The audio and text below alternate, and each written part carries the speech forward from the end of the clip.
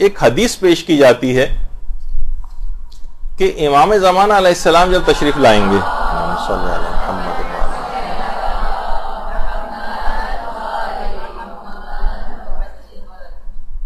تو وہ فقہا سے انتقام لیں گے. ایک حدیث ہے اور یہ سوشل میڈیا کے اوپر پوری پھیلائی جاتی ہے اور باقاعدہ کتابوں کے حوالوں کے ساتھ ہوتی ہے.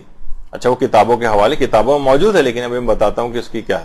مثلا وہ کہیں گے دیکھیے جناب الزام الناصب کے اندر موجود ہے علامہ علی حائری یزدی حائری کی جو کتاب ہے اور چہرہ درخشاں امام زمانہ کے نام سے اس کا فارسی ترجمہ بھی ہو چکا ہے اور شاید کہ میرا خیال ہے کہ اردو ترجمہ بھی ہو چکا ہے.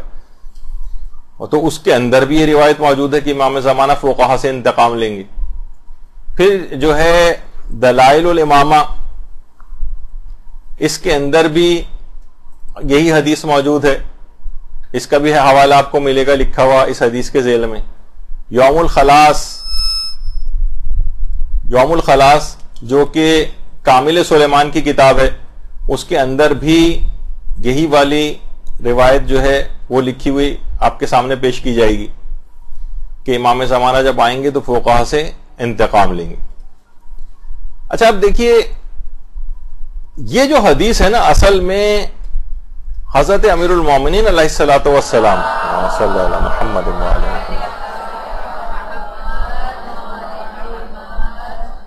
ان سے منسوب ایک خطبہ ہے جس کا نام ہے خطبۃ البیان. خطبہ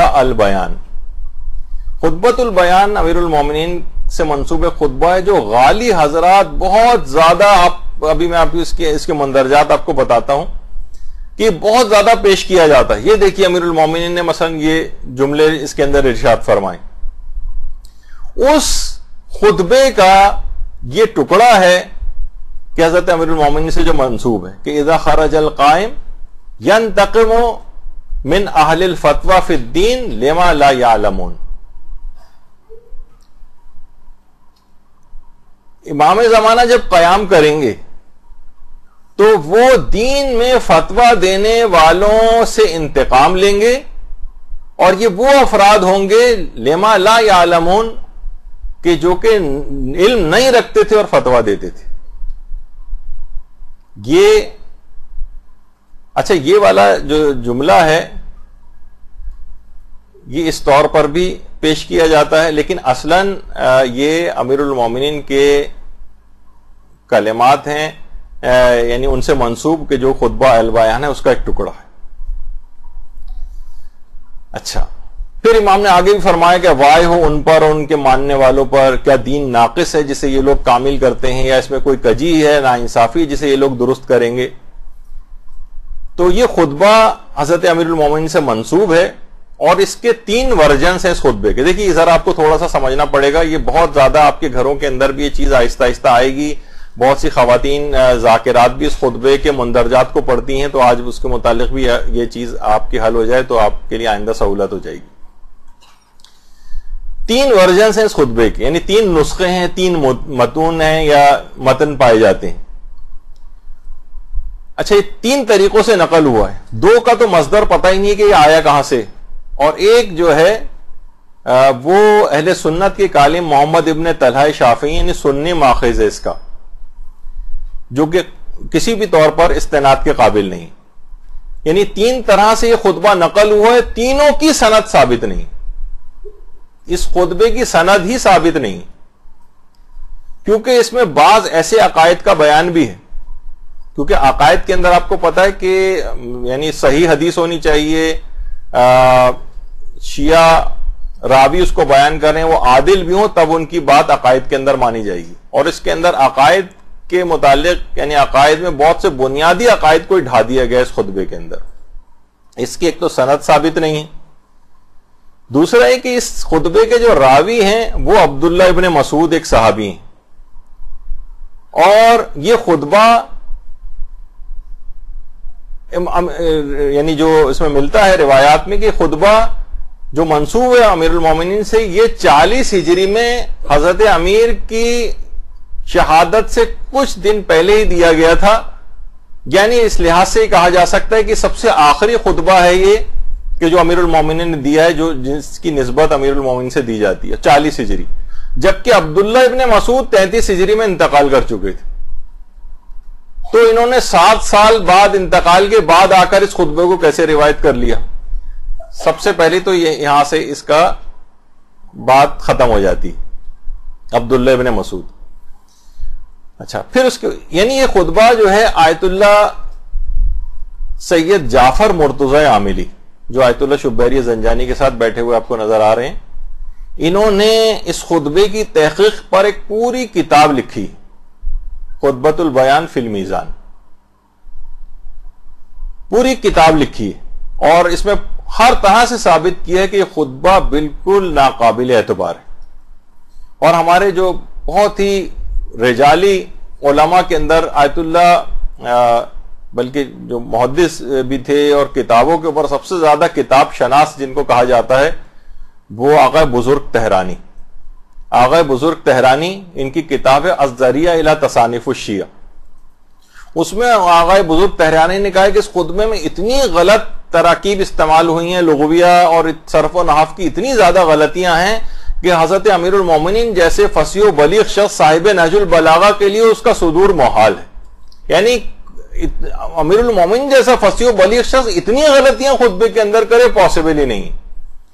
اس کے معنی بھی یہ ہوئے کہ یہ اس لحاظ سے ناقابل اعتبار خطبہ.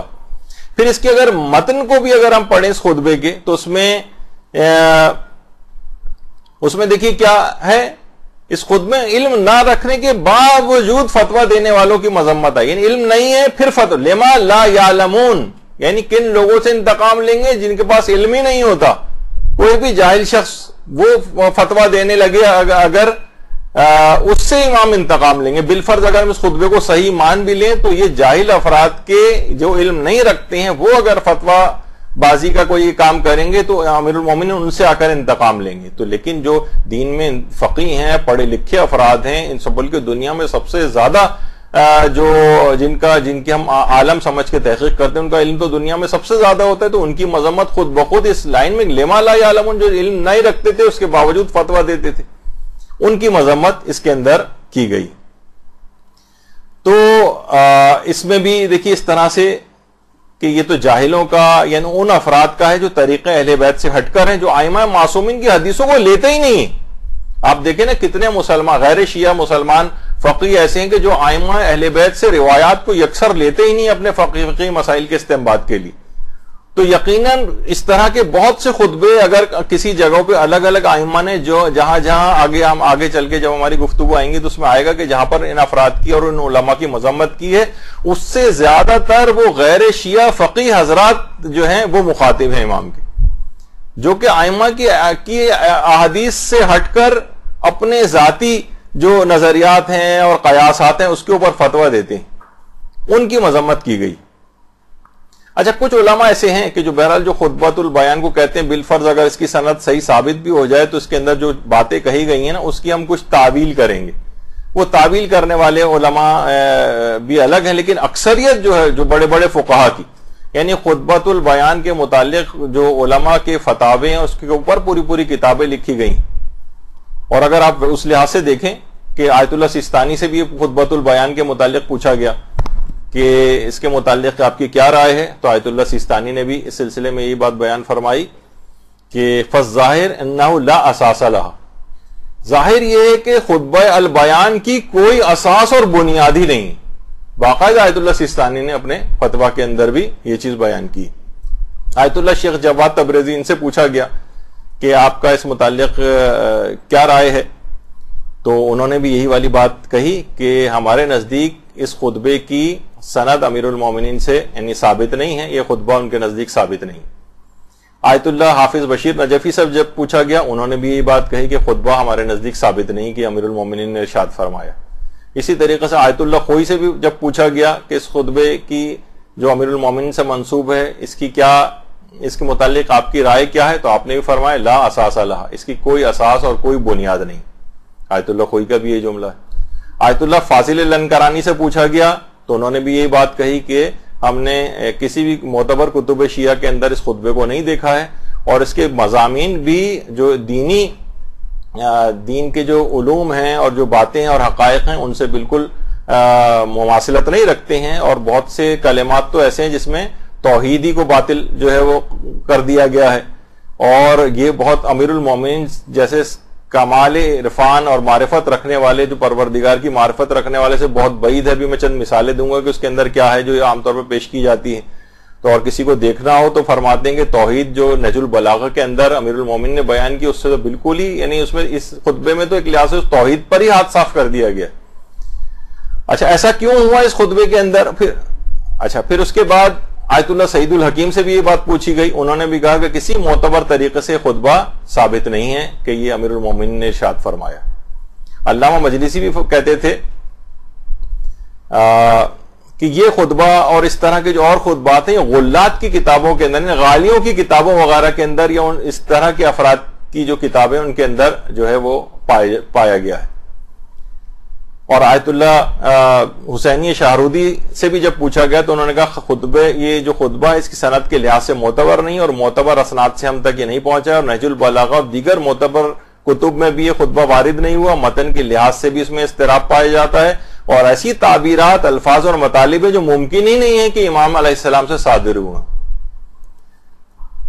اور آیت اللہ ناصر مکارم شیرازی بیان فرماتی ہیں یہ خطبہ مجعول ہے، جعل کیا گیا ہے، بنایا گیا ہے، لوگوں نے خود بنایا ہے بیٹھ کے اس کو. اچھا اس سے ملتا جلتا ایک اور بھی خطبہ ہے، یہ بھی آپ کو، یہ اکثر فیس بک وغیرہ کے اوپر اس کے مندرجات امیر المومنین کے فضائل کے لحاظ سے یہ بیان کی جاتے ہیں. خطبہ افتخاریہ، یہ ذرا ہٹ کر ہے لیکن اس کا بھی لب و لہجہ بہت حد تک خطبہ البیان سے ملتا ہے. اس کے اندر بھی بہت ساری باتیں دیکھیے اسی قسم کی ہیں. مثلا اگر آپ ضروری نہیں کہ خطبے کی ہر بات غلط ہو، لیکن کچھ باتیں اس کے اندر ایسی ہیں کہ اگر اس کو اگر انسان پڑھے، مثلا لکھا ہے کہ میں ہی صاحب حشر و نشر ہوں، اور میں ہی عابد ہوں اور میں ہی معبود ہوں. یعنی امام امیر المومنین کہہ رہے ہیں میں ہی عابد ہوں، میں ہی معبود ہوں. تو اس طرح کے بہت سارے الفاظ ایسے ہیں کہ جس میں یہ چیزیں ان خطبات کے اندر جو ہے توحید کے اوپر کافی ہاتھ صاف کیا گیا. تو بہرحال آیت اللہ سعید الحکیم سے جب خطبہ افتخاریہ کے متعلق پوچھا گیا تو انہوں نے یہی کہا کہ یہ خطبہ بھی ہمارے نزدیک اس کی نسبت امیر المومنین سے ثابت نہیں. تو اچھا اب یہ جو خطبہ ہے الزام الناصب کے اندر، اس کے 3 ورژن، جس میں ہم نے کہا کہ اس میں حضرت عبداللہ ابن مسعود کی بات آئی ہے کہ تو خلافت ہے. یہ خطبہ امیر المومنین نے ایک روایت میں کہ بصرہ میں ارشاد فرمایا ہے، اور ابن مسعود جو تھے، عبداللہ ابن مسعود، یہ تو بہت پہلے، کیونکہ عبداللہ ابن مسعود کا جملہ یہ ہے کہ جب امیر المومنین کو خلافت ملی تو آپ بصرے میں تشریف لائے اور جامع مسجد میں ممبر پر انہوں نے خطبہ دیا، اور ایسا خطبہ امیر المومنین نے ارشاد فرمایا کہ عقل و افکار پر حیرتوں کے پہاڑ ٹوٹ پڑے. یہ ان کا جملہ ہے. عبداللہ ابن مسعود نے کیسے کہہ دیا جبکہ 7 سال پہلے عبداللہ ابن مسعود انتقال کر چکے تھے، اس وقت زندہ ہی نہیں تھے. خطبہ 40 ہجری میں جو ہے وہ امیر المومنین نے سے منسوب ہے. اچھا اس خطبے میں بہت ساری باتیں ایسی ہیں جو صحیح احادیث کے بھی خلاف ہیں. مثلا اس کے اندر ایک چیز ہے کہ حضرت عیسیٰ مدینے میں امام زمانہ کی تدفین کریں گے، جبکہ امام زمانہ کے انتقال یا مثلا شہادت کے بعد ہمارے ہاں صحیح روایات سے بات ثابت ہے کہ تدفین کے لیے امام حسین علیہ السلام کی رجعت ہوگی، اور وہ خود اللہم صلی علی محمد و آل محمد، اور وہ خود آ کر ان کی تدفین کریں گے. ان کا غسل، کفن، دفن، حنوط وغیرہ سب امام حسین علیہ السلام آ کر کریں گے. تو اس لحاظ سے بھی یہ اس کے اندر جو مندرجات ہیں کہ حضرت عیسیٰ مدینے میں امام زمانہ کی تدفین کریں گے، تو یہ ان تمام روایت سے ٹکرانے والی بات ہے کہ جو کہ اس سے بھی پتہ چلتا ہے کہ یہ بات ایسے ہی اس کے اندر داخل کی گئی. پھر ایک جگہ پہ خود امیر المومنین نے خطبے میں کہا کہ میں ہی انجیل ہوں، یعنی یہ بھی نہ سمجھ میں آنے والی بات ہے. اور کچھ شخصیات ایسی ہیں جو الزام الناصب کے اندر باقاعدہ اس خطبے کے اندر ان شخصیات کا تذکرہ ہے. مثلا حضرت سلمان فارسی کا تذکرہ، جملہ ہے اس خطبے کا کہ پھر امیر المومنین سلمان فارسی کی طرف متوجہ ہوئے. اچھا اب خود سلمان فارسی کی وفات 34 ہجری میں ہو چکی، اور خود یعنی 6 سال پہلے اس خطبے سے. تو یہ کیسے ممکن ہے کہ 40 ہجری میں امیر المومنین نے خطبہ دیا, اس وقت سلمان فارسی بھی موجود تھے؟ اس کا مطلب ہے یہ بھی ایک جھوٹی بات اس کے اندر آ گئی. پھر اسی طریقے سے حضرت مقداد کے متعلق ہے کہ حضرت مقداد نے کھڑے ہو کر کہا کہ مولا میں قسم کھاتا ہوں. تو ان کی وفات بھی 33 ہجری میں, حضرت مقداد کی تمام مورخین متفق ہیں کہ مقداد 33 ہجری میں دنیا سے جا چکے تھے. تو یہ انہوں نے آ کر, اچھا قسم بھی کیا کھائی انہوں نے؟ مقداد نے کہا کہ امیر المومنین میں آپ کے سامنے ہیکل آسن کی قسم کھاتا ہوں. ہیکل سلیمانی, ہیکل سلیمانی یہودیوں کے ایک مقدس, یہودیوں کے مقدسات میں ہے. یعنی کیسے ممکن ہے کہ یہودیوں کے مقدسات والی چیز وہ مقداد جو ہیں وہ امیر المومنین کے سامنے یہودیوں کے مقدسات کی قسم کھائیں اور امیر المومنین خاموش رہیں؟ دیکھیے آپ نے ایک چیز سنی ہوگی, اب معلوم نہیں سنی ہے یا نہیں, تابوت سکینہ. اچھا تابوت سکینہ ایک سمجھے ایک لحاظ سے ایک باکس تھا, یعنی جو ایک عمومی تاریخ ہے اس کی کہ حضرت آدم کو وہ دیا گیا تھا, حضرت آدم سے چلتا ہوا وہ حضرت داؤد تک آیا تھا. حضرت داؤد کے پاس جب آیا تھا تو اس کے اندر عصائے موسیٰ وہ موجود تھا, اسی کے اندر توریت موجود تھی, اور کوہ سینا پر حضرت موسیٰ کو جو تختیاں دی گئی تھیں وہ بھی اس تابوت سکینہ کے اندر موجود تھی, اور وہ برتن بھی موجود تھا جس سے من و سلوہ اترا کرتا تھا اس تابوت کے اندر. اچھا اس تابوت سکینہ کو یہودی قبلے کے طور پر بھی استعمال کرتے تھے, قبلے کے طور پر. اچھا اس تابوت سکینہ کی حفاظت کے لیے اس پر حضرت داؤد نے ایک مضبوط عمارت جو ہے وہ تعمیر کروائی, اور یہ عمارت اس کے بعد حضرت سلیمان کے دور میں مکمل ہوئی. اس عمارت کا نام ہیکل سلیمانی یا ہیکل سلیمان مشہور ہے.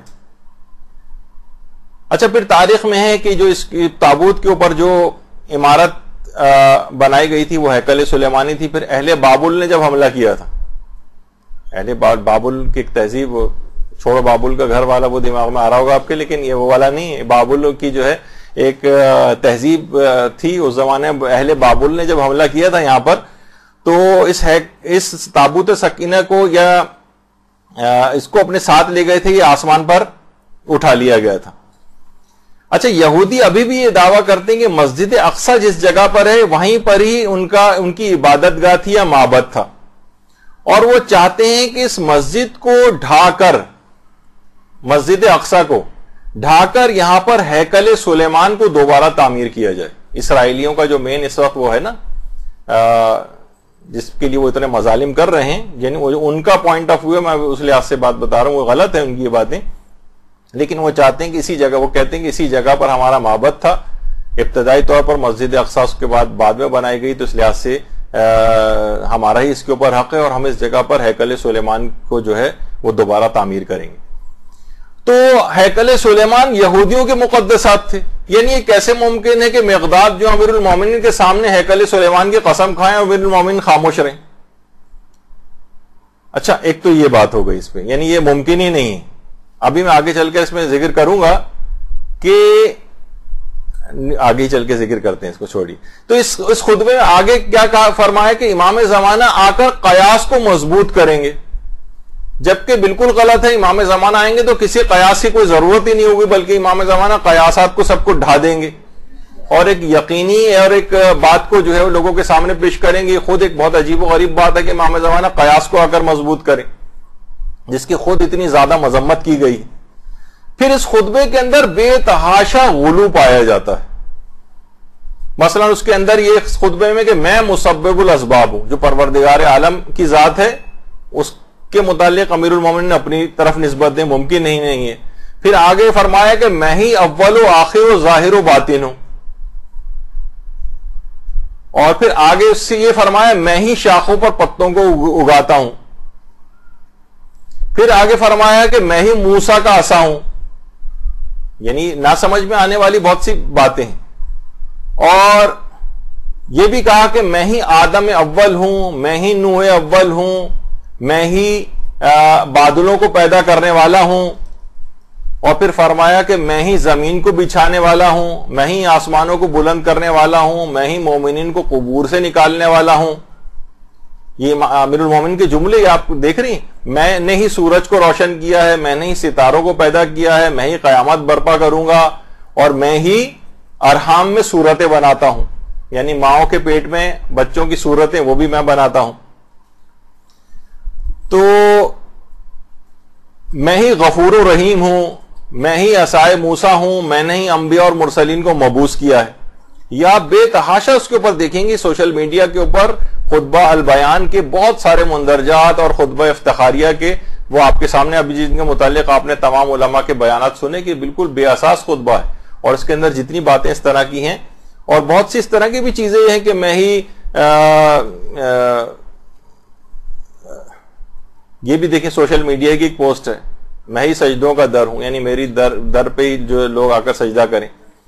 اور بہت سے جملے ایسے ہیں کہ عربی کے ساتھ ساتھ فارسی بھی مکس ہو گئی ہے. کیا نا کیوان الامکان، میں ہی عالم ممکنات کا ذہول ہوں، یعنی اس میں فارسی بھی آ گئی ہے. اسی طریقے سے مثلا علماء فرماتے ہیں اس خطبے میں 20 عربی قواعدی غلطیاں، 20. اچھا، اس میں 3 خطبے ہیں. پہلا خطبہ البیان، دوسرا خطبہ البیان، تیسرا خطبہ البیان. ایک ہی خطبہ ہے لیکن 3 الگ الگ طریقوں سے. یقیناً خطبہ ایک ہی دیا گیا ہے لیکن تینوں خطبوں کے الفاظ ایک دوسرے سے کافی حد تک الگ الگ بھی ہیں. اس کا مطلب ہے کہ کوئی سا ایک خطبہ صحیح ہے تو 2 خطبے غلط ہیں، تو تینوں میں کون سا والا صحیح ہے یہ آپ پھر بیان، تو اس کا مطلب ہے تینوں ہی اس لحاظ سے مشکوک بھی ہو جاتے ہیں متن کے اعتبار سے بھی. اچھا، پھر یہ خطبہ دیا کیا کہاں گیا؟ کہیں یہ کہ خطبہ بصرہ میں دیا گیا، کہیں پر ہے کہ کوفے کے منبر پہ آپ نے ارشاد فرمایا، یعنی یہ اس کے اندر بھی اتنی زیادہ شکوک و شبہات ہیں. تو اب علماء یہ فرماتے ہیں کہ یہ لگتا یہ کہ خطبہ بالفرض اگر دیا بھی گیا تھا نا تو یہ غالیوں کے ہتھے چڑھ گیا، اور غالیوں نے اس کے اندر غالیانہ عقائد داخل کر دی. یہ پہلے بہت ہوتا تھا کہ لوگ امیر المومنین کے نام، آج بھی آپ نے دیکھا کہ سب سے زیادہ خود ہمارے برادران اہل سنت بھی کہتے ہیں، باقاعدہ ٹی وی کے اوپر انہوں نے آ کے کہا کہ ہر کوئی بھی بات بہت آسانی کے ساتھ حضرت علی علیہ السلام سے منسوب کر دی جاتی. آپ دیکھیں سوشل میڈیا اور واٹس ایپ اور فلاں اور میسیجز، کوئی بھی کوئی فلسفی کا بھی قول ہے نیچے حضرت علی نے فرمایا لکھا ہوتا ہے مثلا، یا اوپر لکھا ہوتا ہے اس کے. تو یعنی بہت آسانی کے ساتھ کہ لوگ بڑے آرام سے امیر المومنین کی بات، ان کا نام دیکھ کر اس چیز کو ایکسپٹ کر لیں گے. تو جھوٹ بہت زیادہ ان سے منسوب کیا گیا، اور یہ پہلے بھی ہوتا تھا. تو یہ خطبہ غلات کے ہاتھوں جو ہے وہ لگ گیا، بلکہ علماء نے کہا نہ صرف غلات نے اپنی چیزیں اس میں شامل کی، بلکہ باطنیہ جو فرقہ اور صوفیہ ہے انہوں نے، اور یہود و نصارہ سے بھی تحریف شدہ ہے کہ وہ مثلا کہہ رہے ہیں ہیکل سلیمانی کی قسم، اور میں ہی عصائے موسیٰ ہوں، اور میں ہی انجیل ہوں. یعنی یہودی، عیسائی، غالیوں اور صوفیہ سب نے اپنی اپنی چیزیں اس کے اندر بھر دی. تو اس لحاظ سے یہ آپ نے دیکھا کہ یہ جو ایک خطبہ ہے یہ سند اور متن دونوں کے اعتبار سے خطبہ بالکل بے اعتبار ہے. اس طرح کی بہت سی پوسٹیں بھی آپ کے پاس ہیں. اسی خطبے میں سے وہ والی لائن نکالی جاتی کہ امیر المومنین ان فتویٰ دین میں فتویٰ دینے والوں سے انتقام لیں گے کہ جنہوں نے علم کے بغیر فتویٰ دیا. تو اگر لفظ بھی اس میں الفاظ بھی اگر پڑھ لیں تو اس کے اندر بھی واضح طور پر یہ ہے کہ جو علم نہیں رکھتے وہ ان سے امیر المومنین انتقام لیں گے، نہ کہ علم رکھنے والوں سے. اور دوسرا سند اور متن کے اعتبار سے بھی آپ نے دیکھا کہ ہر لحاظ سے یہ خطبہ جعلی طور پر، تو اس کے اندر علماء اور فقہا کے خلاف بھی چیزیں ڈال دی گئی ہیں تاکہ لوگ اپنے علماء اور فقہا سے بھی جو ہے وہ بدظن ہو جائیں. تو یہ اس لحاظ سے خطبہ البیان کی بات یا خطبہ افتخاریہ وغیرہ کی. اچھا، کچھ چیزیں اس میں اچھی بھی ہیں. تو بہت سے علماء کا یہ بھی نظریہ کہ ظاہر ہے بہت سی چیزیں مثلا اچھی بیان ہوئی ہیں تو اچھی والی چیزوں کو وہ تو پہلے سے ثابت شدہ ہے، لیکن جہاں یہ چیز آ گئی جس نے پورا خلط ملط ہو گئی اس کے اندر آ کر، تو ان جو عقائد اسلامی سے ٹکرانے والی چیزیں ہیں ان سب کو آپ چھوڑ دیں گے، اور بہتر ہے کہ اس پورے خطبے ہی کو ناقابل اعتبار سمجھیں گے.